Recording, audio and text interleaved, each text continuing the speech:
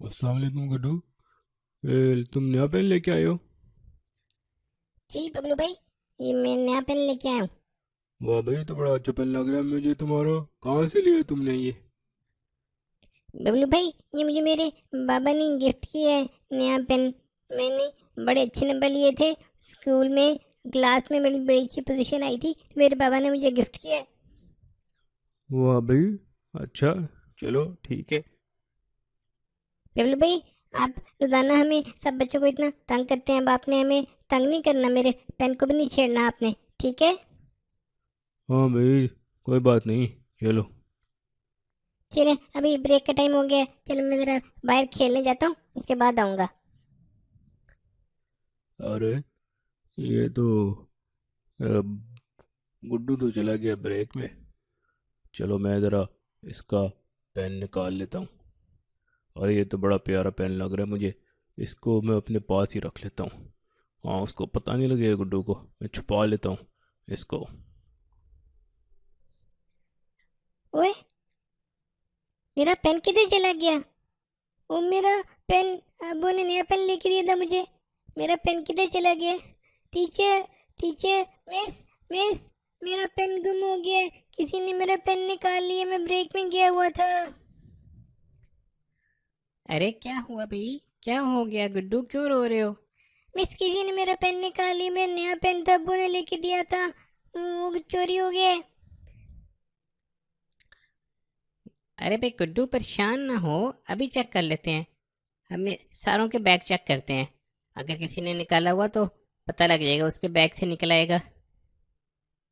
हाँ बबलू, इधर आओ, जरा तुम अपना बैग चेक कराओ। पहले जरा तुम्हारा बैग चेक करते हैं। नहीं नहीं मिस, मिस, मेरा बैग क्यों चेक कर रही हैं आप? मिस, मेरा बैग क्यों चेक कर रही हैं? चेक तो कराओ ना तुम, जरा बैग, सबका बैग चेक होगा। अरे ये क्या? मिस, ये मेरा पेन है, ये मेरा पेन है, यही है मेरा पेन। बबलू, तुमने गुड्डू का पेन चोरी कर लिया? कितनी बुरी बात है। अब तो तुम्हारे खिलाफ एक्शन होगा। हम प्रिंसिपल को जाके बताएंगे कि तुम क्लास में चोरी करते हो। पहले भी तुम अच्छी तरीके से पढ़ते नहीं हो, सब बच्चों को तंग करते हो, और अब तुमने गुड्डू का पेन चोरी कर लिया। Miss, miss, sorry, sorry miss, गलती हो गई। अब आइंदा नहीं करूँगा मैं। मिस, आइंदा नहीं करूँगा। नहीं, तुम्हारे खिलाफ तो हमें एक्शन लेना पड़ेगा। मिस, मिस, मिस, कोई बात नहीं, बबलू को माफ कर दें। बबलू से गलती हो गई है, उसको पता लग गया है, अब इंशाल्लाह वो गलती नहीं करेगा। मैं भी इसको माफ करता हूँ मिस, आप उसको एक चांस और दे दें, आप बबलू को माफ कर दें। चलो, तुम कहते हो तो मैं उसको माफ कर देती हूँ गुड्डू। गुड्डू भाई, छोटे गुड्डू, तुम तो बहुत अच्छे बच्चे हो। मैंने तुम्हारे साथ इतना बुरा किया, तुमने मुझे माफ़ कर दिया। अब तो मैं बहुत अच्छा बच्चा बन जाऊंगा इंशाल्लाह। और मैं तुम्हारा बेस्ट फ्रेंड बन जाऊंगा। मैं आइंदा मैं कभी भी चोरी नहीं करूंगा। अम्मी, अम्मी, अम्मी। हाँ भाई बबलू, क्या हुआ? आज तुम बड़े परेशान नजर आ रहे हो। अम्मी, अम्मी, आज ना वो मैंने गुड्डू का पेन चोरी कर लिया था, फिर मुझे मिस ने पकड़ लिया। फिर लेकिन गुड्डू ने मुझे माफ़ कर दिया। अरे भाई, गुड्डू तो बहुत अच्छा बच्चा है जिसने तुम्हें माफ कर दिया। जी अम्मी, मुझे वो असल में बहुत जेलसी हो रही थी। मैं बहुत जेलस फील कर रहा था गुड्डू का नया पेन देख के। इसलिए फिर मैंने उसको चोरी कर लिया। देखो भी बबलू, ये तो बहुत बुरी बात है कि तुमने किसी की चीज़ चोरी कर ली। हमें तो दूसरों से जेलस नहीं होना चाहिए, अल्लाह ताला से मांगना चाहिए। अब तुम अल्लाह ताला से भी तौबा करो, और वो अच्छा बच्चा है गुड्डू, तुम उसके साथ साथ रहा करो। उसके साथ रहोगे तो तुम अच्छी बातें सीखोगे। ठीक है अम्मी। अस्सलामु अलैकुम वरहमतुल्लाहि वबरकातुहू। प्यारे बच्चों, उम्मीद है आपको हमारी आज की कहानी बहुत पसंद आई होगी। आज की कहानी से हमें ये सबक मिलता है कि अगर कोई हमारे साथ बुरा करे तो हमें उसको माफ़ कर देना चाहिए। उसके बदले में उसको अल्लाह ताला हिदायत भी अता फरमाते हैं, और वो हमारा दोस्त भी बन जाता है और उसका फ़ायदा होता है। और साथ ही अगर आपसे कोई गलती हो जाए तो उसकी माफ़ी मांग लेनी चाहिए। اپنی غلطی کو مان لینا چاہیے اور اپنے گھر والوں امی ابو سے بھی ضرور اس کو ڈسکس کرنا چاہیے، ان کو بتانا چاہیے، آپ کو گھبرانا ہی نہیں چاہیے، وہ آپ کو صحیح طریقے سے گائیڈ کریں گے اور صحیح رستہ بتائیں گے۔ جس طرح ببلو سے غلطی ہوئی تو اس نے غلطی کو مان بھی لیا، توبہ بھی کر لی، سوری بھی کر لیا، اور اپنی امی کو بھی جا کے بتایا، پھر اس کی امی نے اس کو اتنا اچھا مشورہ دیا کہ وہ گڈو کا دوست بن جائے اور اس کے ساتھ ساتھ رہے تاکہ وہ بھی اچھی باتیں سیکھ سکے۔ اب ہم چلتے ہیں اپنے نیکسٹ سیگمنٹ کی طرف۔ تو بچوں، رحمت والے باغ میں آج سب سے پہلے چھوٹے بچوں میں ہمارے پاس فرسٹ آئی ہیں افرا شفا۔ ماشاءاللہ افرا ریگولرلی نمازیں بھی پڑھ رہی ہیں اور سنتوں پر بھی عمل ہو رہا ہے، کچھ نمازیں ان کی مس ہو جاتی ہیں۔ اللہ تعالیٰ آپ کو مزید بہتر کرنے کی توفیق عطا فرمائے، اسی طرح اس کو جاری رکھیں اور آپ کو بہت بہت مبارک ہو۔ اس کے بعد سیکنڈ نمبر پر ہمارے پاس ہیں مریم شفا اور محمد بن شہزاد۔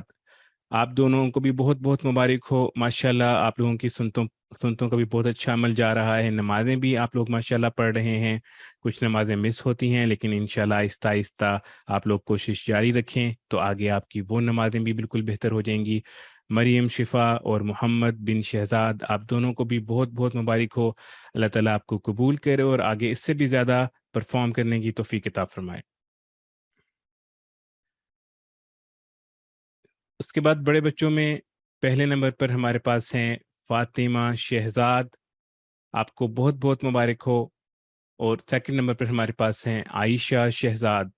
ماشاءاللہ دونوں کا بڑا اچھا مقابلہ جا رہا ہوتا ہے، اکثر دونوں فرسٹ ہوتی ہیں، اس بار لیکن عائشہ سے کچھ نمازیں مس ہو گئیں اس لیے عائشہ سیکنڈ آئیں، لیکن عائشہ کا باقی ہوم ورک سب کچھ بہت اچھا تھا، اور ماشاءاللہ یہ بچیاں اور محمد بن شہزاد اور باقی بچے بھی درود بھی ماشاءاللہ پڑھ رہے ہیں بہت زیادہ اس مہینے میں، بس کچھ دن باقی رہ گئے ہیں ربیع الاول کے، تو کوشش کریں کہ اس کے اندر اور زیادہ آپ لوگ بھی درود شریف پڑھیں۔ اللہ تعالیٰ آپ کو کامیاب کرے اور زیادہ آگے بڑھنے کی توفیق عطا فرمائے۔ آپ دونوں کو بھی بہت بہت مبارک ہو۔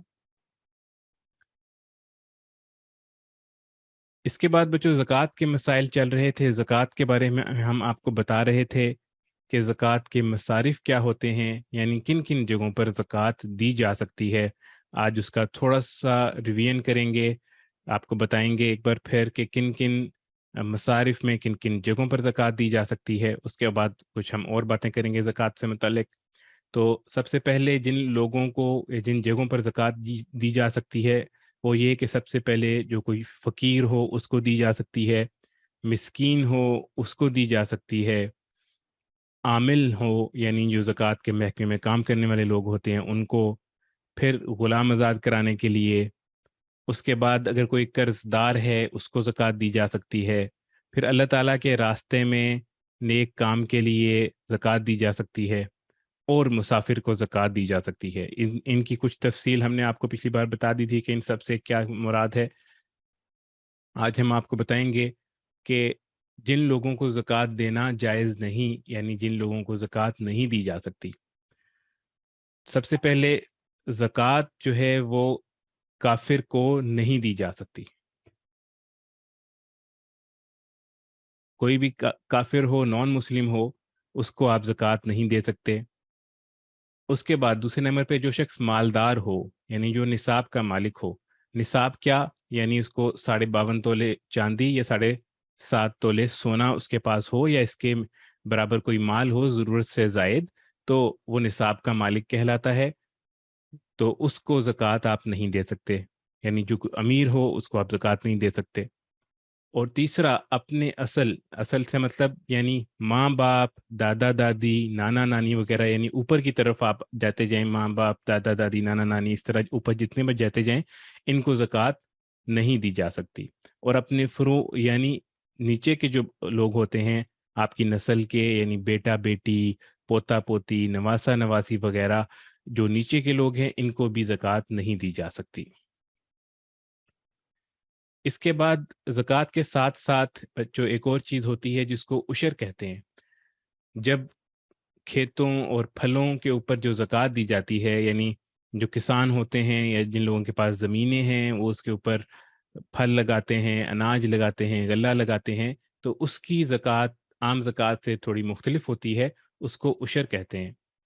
عشر جو ہے یہ اشر سے نکلا ہے، یعنی 10واں حصہ۔ اس کے اندر جو غلہ، سب سے پہلی بات تو یہ ہے کہ جو غلہ زمین سے نکلتا ہے اس کے اوپر زکوٰۃ دینا یعنی عشر ادا کرنا یہ فرض ہوتا ہے۔ اور دوسری بات یہ کہ زمین کی اس پیداوار میں عشر واجب ہوتا ہے جس سے آمدنی یا فائدہ حاصل کرنا مقصود ہو، یعنی اگر آپ نے کچھ فائدہ حاصل کرنے کے لیے زمین کے اوپر کچھ چیزیں لگائی ہیں، پودے لگائے ہیں، اناج لگایا ہے، تو تب ہی اس کے اوپر عشر ہوگا۔ اگر ویسے ہی کچھ جڑی بوٹیاں نکل آئی ہیں یا خود سے کچھ چیزیں لگی ہوئی ہیں تو اس کے اوپر عشر نہیں ہوتا۔ اور پیداوار کم ہو یا زیادہ، دونوں صورتوں میں پیداوار پر عشر لازم ہوگا۔ یعنی آپ نے زمین کے پہ جو کچھ بھی لگایا، گندم لگائی، کچھ اور لگایا، اناج لگایا، تو اس کا بے شک آپ کو کم اناج ہو یا زیادہ اناج ہو، جتنا بھی ہوگا اس کے اوپر عشر دینا لازم ہوگا۔ اور چوتھی بات یہ کہ اگر وہ زمین سال کے اکثر حصے میں قدرتی آبی وسائل یعنی بارش، ندی، چشمہ وغیرہ سے سیراب کی جاتی ہے تو اس میں عشر یعنی کل پیداوار کا 10واں حصہ واجب ہوگا۔ یعنی اگر کوئی ایسی زمین ہے جس کے لیے آپ نے خود سے پانی کا انتظام نہیں کیا، نیچرل سورس آف واٹر سے اس کو آپ پھل وغیرہ یا آپ کے اناج وغیرہ اس کے اوپر پھل پھول رہے ہیں اور اس کو آپ سیراب کر رہے ہیں نیچرل واٹر سے، تو اس کے اوپر آپ کا 10واں حصہ جو ہے وہ عشر دینا واجب ہوگا۔ یہ جتنی بھی آپ کی پیداوار ہوگی اس سے آپ کو جو بھی انکم آئے گی اس کا 10واں حصہ آپ کو دینا واجب ہوگا۔ اور اگر وہ زمین مصنوعی آب رسانی کے آلات و وسائل مثلا یعنی ٹیوب ویل یا خریدے ہوئے پانی سے سیراب کی جائے تو اس میں نصف عشر یعنی جتنی آپ کی پیداوار ہوگی ٹوٹل اس کا 20واں حصہ واجب ہوگا۔ یعنی خود اگر آپ نے پانی کا انتظام کیا ہے پیسے دے کے یا ٹیوب ویل لگا کے یا کسی اور طریقے سے پانی خریدا ہے تو تب یہ 50% ریڈیوس ہو جائے گا اور یعنی اس کا 20واں حصہ دیا جائے گا آپ کو، یعنی 10ویں کی بجائے 20واں حصہ ہوگا۔ اس کے بعد عشر کا مصرف وہی ہے جو زکوٰۃ کا مصرف ہے، یعنی جس شخص کی ملکیت میں 52.5 تولے چاندی کی مقدار اپنی ضروریات اصلیہ سے زائد مال یا سامان نہیں ہے، ایسے شخص کو عشر دیا جا سکتا ہے۔ تو یہ تھے عشر کے مسائل۔ اس کے بعد اب ہمارا نیکسٹ سیگمنٹ میں معاشرت کی سنتے ہم آپ کو بتا رہے تھے، اس کے اندر ہم عیادت سے متعلق آپ کو باتیں بتا رہے تھے۔ ہم نے آپ کو عیادت کرنے کے فضائل بتائے، اس کے بعد عیادت کرنے کے آداب کہ جب آپ کسی کے پاس عیادت کرنے جائیں تو کن آداب کا خیال رکھنا ہے۔ آج ہم آپ کو بتائیں گے کہ عیادت کی مسنون دعائیں کیا ہیں، یعنی جب آپ مریض کے پاس جائیں تو عیادت کے لیے تو کیا مسنون دعائیں پڑھنی چاہیے۔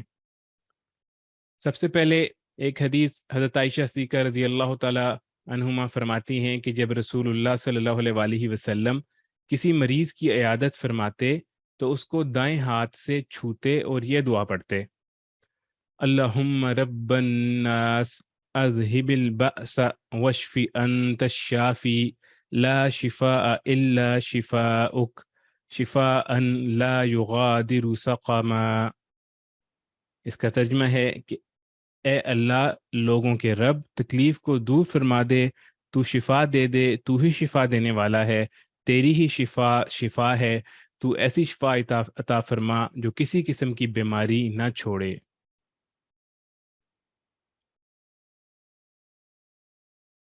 اس کے بعد ایک اور حدیث ہے، حضرت ابن عباس رضی اللہ تعالیٰ عنہما سے مروی ہے کہ رسول اللہ صلی اللہ علیہ وآلہ وسلم نے فرمایا کہ کوئی مسلمان کسی ایسے مریض کی بیمار پرسی کرے جس کی موت کا وقت نہ آ پہنچا ہو اور 7 دفعہ یہ دعا پڑھے تو اسے عافیت مل جاتی ہے، اور وہ دعا یہ ہے: اسأل اللہ العظیم رب العرش العظیم ان یشفیک۔